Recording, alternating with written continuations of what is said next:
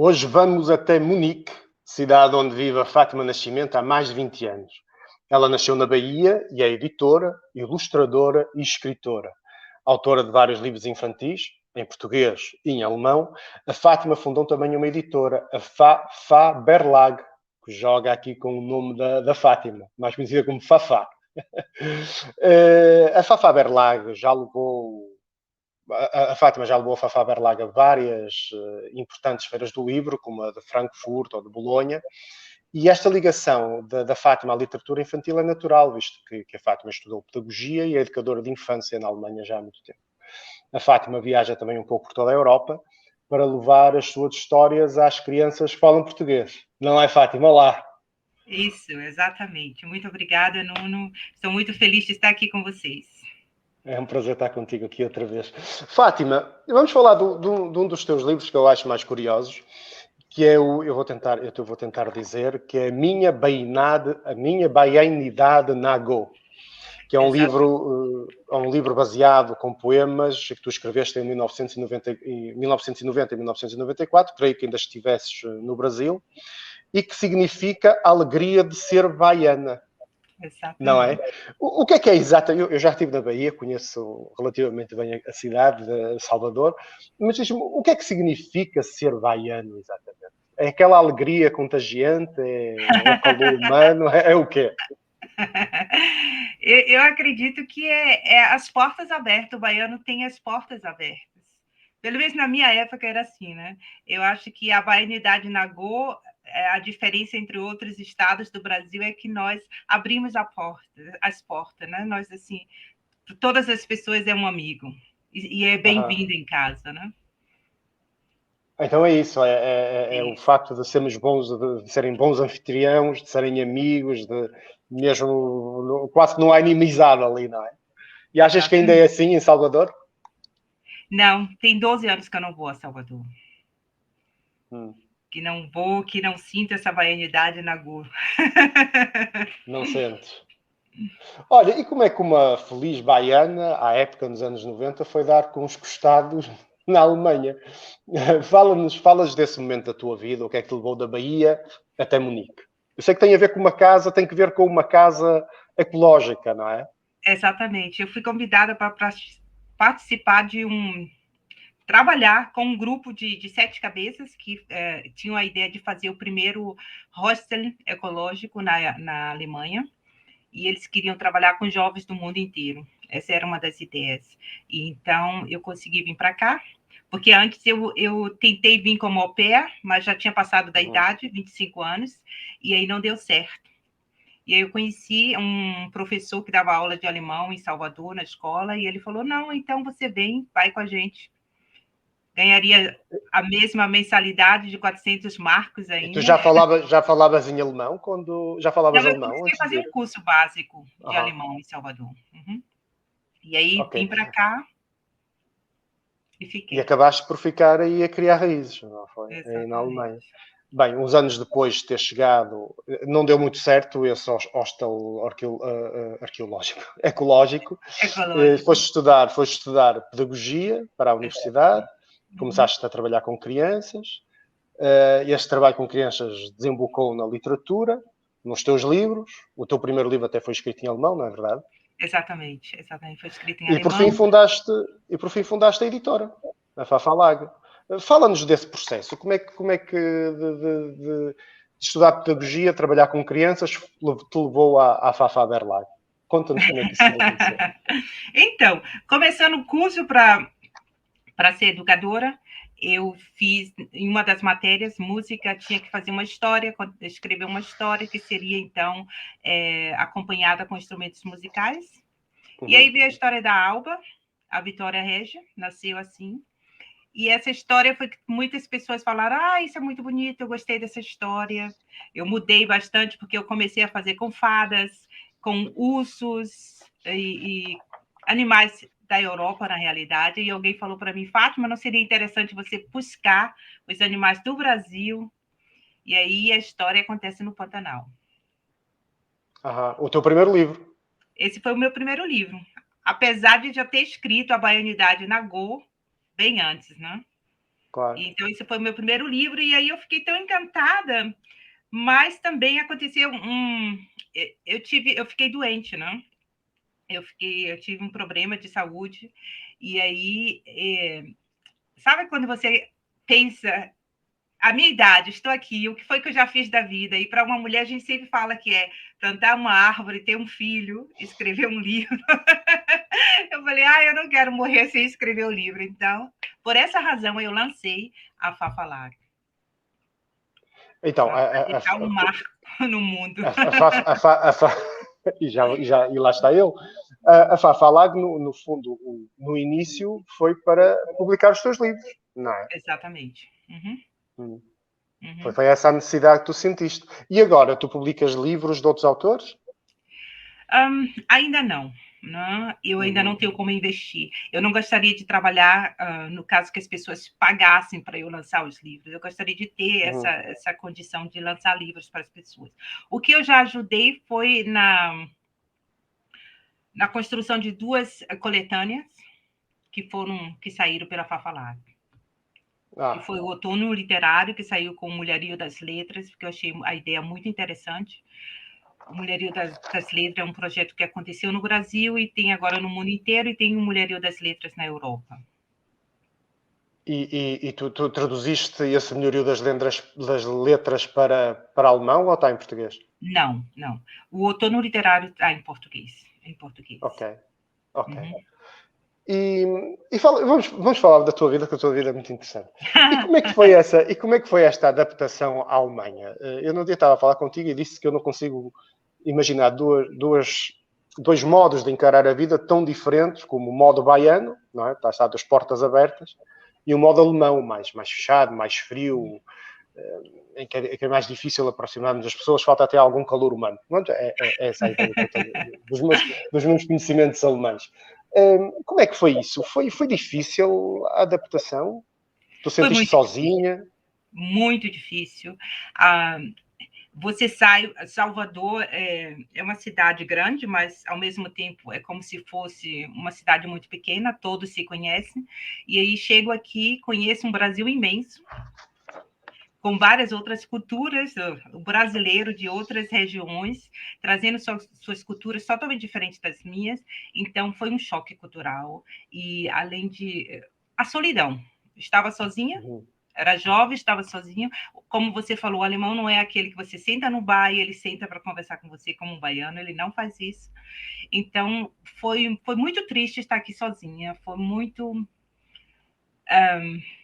foi triste, foi uma solidão muito grande, assim, só vivendo mesmo, saindo, sem ter sua família sozinha para dizer realmente o que são esses sentimentos. Mas, de outra maneira, foi também muito interessante, porque assim eu cresci, né?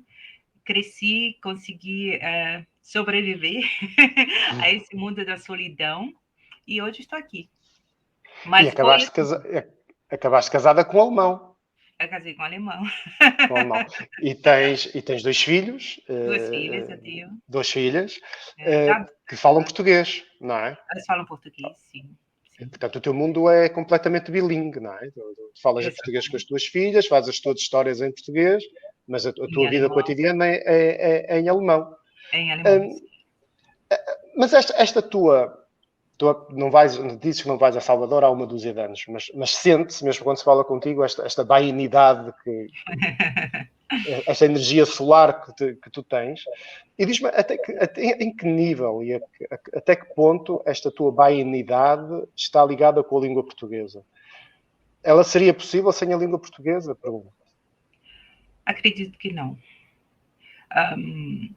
Isso é dentro da gente, né? Está dentro do DNA, de onde você vem, de onde você cresceu, você traz isso com você. Então, eu acho que não. Mesmo eu falando a língua, eu faço brincadeiras que uma educadora nunca iria fazer com crianças. Eu faço, por exemplo, eu danço bastante. Uma educadora alemã, não é? Exatamente, uma educadora alemã não faria isso com a criança. Eu danço muito, a gente canta e eu invento línguas, né? Porque eu tenho várias crianças de vários países diferentes. E então eu falo blá blá blá blá blá, eles morrem. Quer dizer, um alemão não, é tudo muito certo, né? Não vai sair dessa coisa, entrar na brincadeira, eles não fazem isso. Não, Deve ser a professora preferida das crianças todas. Acredito que sim. Olha, Espero. olha, e tu também tens este teu projeto que é de levar leituras a várias escolas, tu circulas um pouco, pelo menos na Alemanha, eu sei que sim, acho que já, mesmo, eu não sei se já vieste cá à França, mas Sim, já estive em Paris. já fazer leituras para as crianças, não é? Para as crianças. E, Tive a convite também da Mazé, não sei se você conhece. A Mazé, conheço a Chotil, sim, a Mazé Então, eu Chotil. estive fazendo leitura com as crianças, sim, já estive aí. Ali no Alter Brasilis, não é? Isso. Também já lá estive. Mas tu diz, como é que se processa? As pessoas entram em contato contigo, os interessados, como é que é? Sim, eu tenho uma página de internet, eu tenho também as redes sociais, o Facebook, e aí eu comecei, tem vários grupos de brasileiros, né? Mães brasileiras em Munique, mães brasileiras, e entrei em contatos e apresentei meus livros e aconteceu. Aí uma vai falando, foi mais assim, uma coisa de boca a boca, essa propaganda boca a boca mesmo. Né? E aí eu conheci também a Andrea Menescal, que lançou essa Língua de Herança, e com ela eu tive muito apoio, porque ela leva a língua portuguesa para vários países, e então ela falava de mim e eu fui convidada para fazer leituras nesses locais.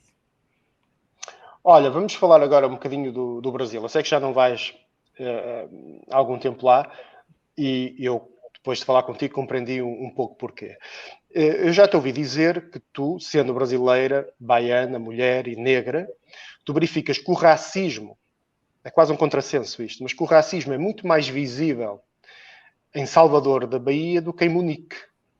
Como é que é essa tua experiência? Como é que explica-nos este contrassenso? Que, sendo Salvador uma cidade africana, não é? Africana, quer dizer, no sentido de grande Sim, da porcentagem da maioria população ser negra.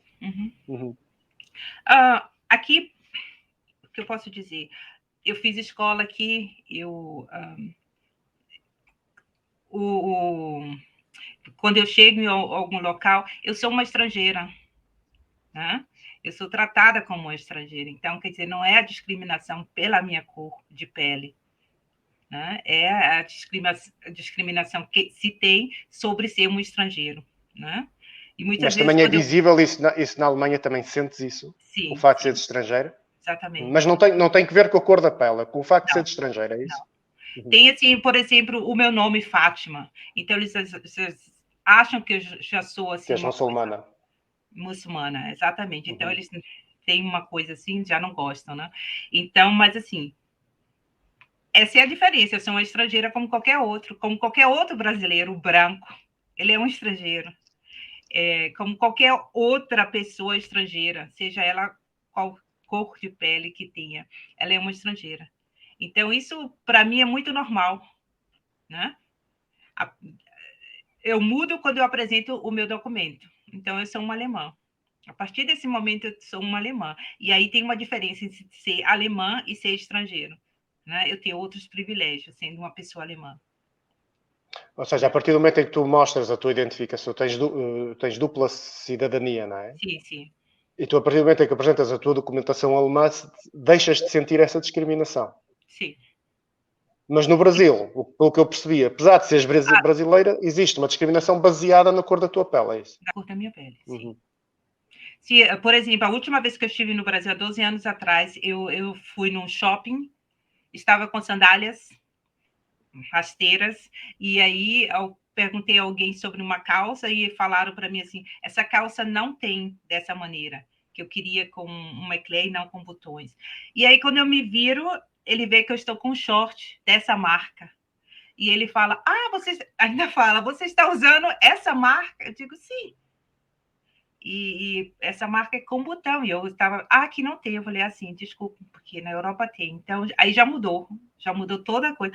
Você não é daqui, você. Okay. Mas o primeiro já foi assim, sendo barrada realmente dentro da loja para não ser atendida. Isso não existe.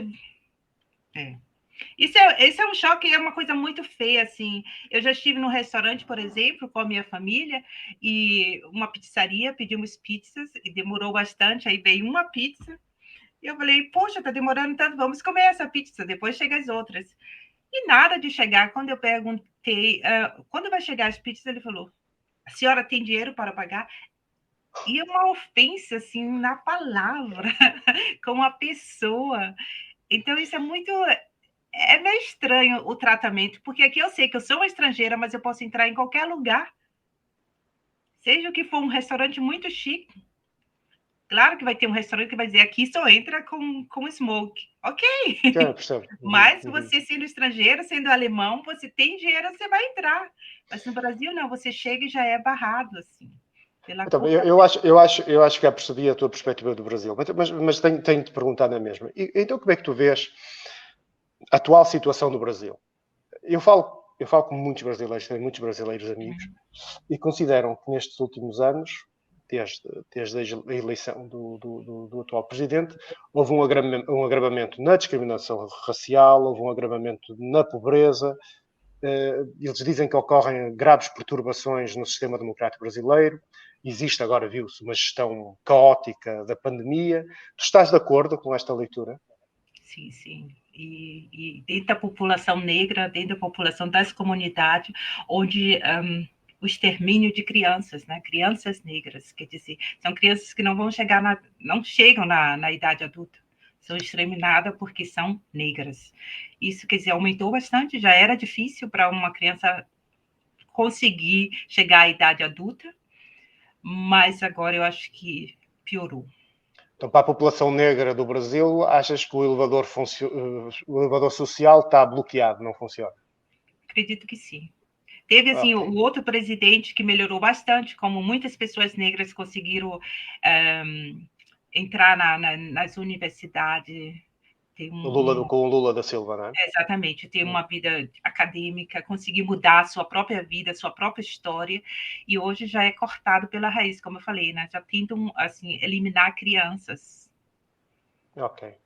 Obrigado, Fátima. Ficamos com esta tónica negativa, mas que ao mesmo tempo nos dá esperança para o futuro. Bem, quem está aí, quem nos vê, quem nos ouve, as obras da Fátima Nascimento e da editora Fafalag podem ser compradas nas livrarias portuguesas e brasileiras de França, ou na internet, basta para isso procurar o site da Fafalag.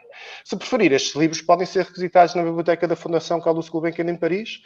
Bem, obrigado e não se esqueça que ler é o melhor remédio. Obrigada.